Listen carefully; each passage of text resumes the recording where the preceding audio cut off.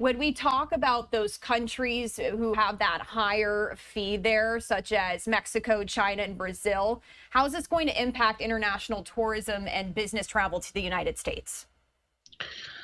I'm a little bit personally split on this because, on the one hand, critics say, of course, it's going to discourage visiting.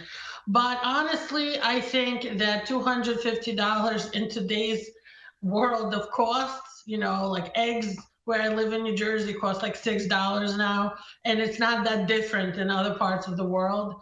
Um, on the one hand, I don't think it's going to dissuade somebody from traveling to the best country in the world, which I believe in.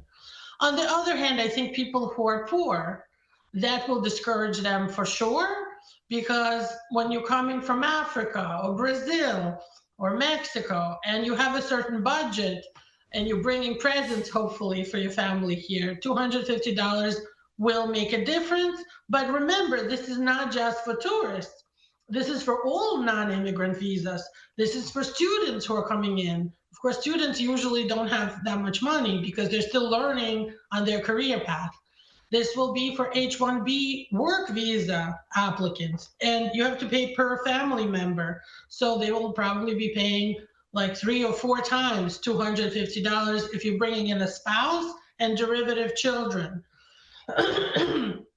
Also, L1A, that's not going to be a problem. That's a transfer inside the company. Like if you have a London affiliate or a branch company and they're transferring to US, the employer is paying for the non-immigrant visa. So that's not going to be a problem. The same with H-1B, but the tourists and the students are going to be affected the most. And you are an attorney, so let's just dive into this a little bit more. When it comes to the potential legal challenges here, what can we expect to see? What are some of those arguments? Well, under the AP, there is no like clear system in place yet. And DHS has said that they're planning on developing it and installing it, and it will involve interagency cooperation. So it's not clear how they will get the refund as of now. If they pay the $250 fee, how will they get a refund on lawful compliance? So that's definitely a part of it.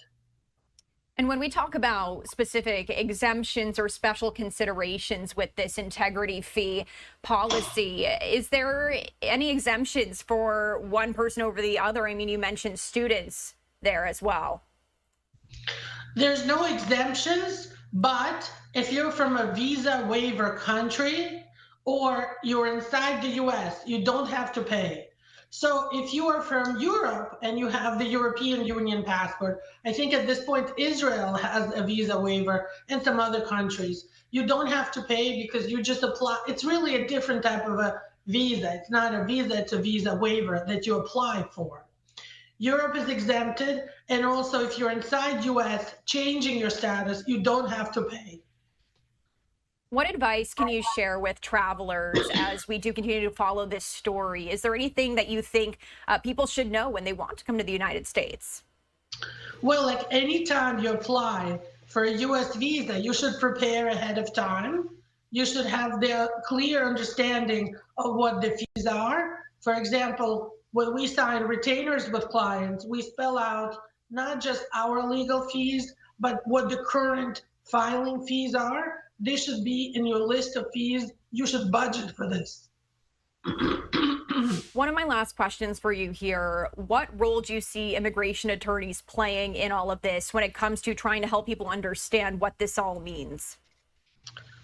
The immigration attorney will help you monitor notices, timelines, explain like what I just said about the filing fees. I mean, there are other filing fees when you file for a tourist visa or a student visa. You have to pay for a medical examination once in a while. You have to pay different types of fees anyway. So this is just one of those things. And as I said in the beginning, I'm not sure this is seriously going to dissuade somebody coming in for the Olympics, to just pay this one-time $250 fee when the ticket price is just to buy an airplane ticket now is usually over $1,000 from the part of the world that you mentioned, like Chile, Brazil.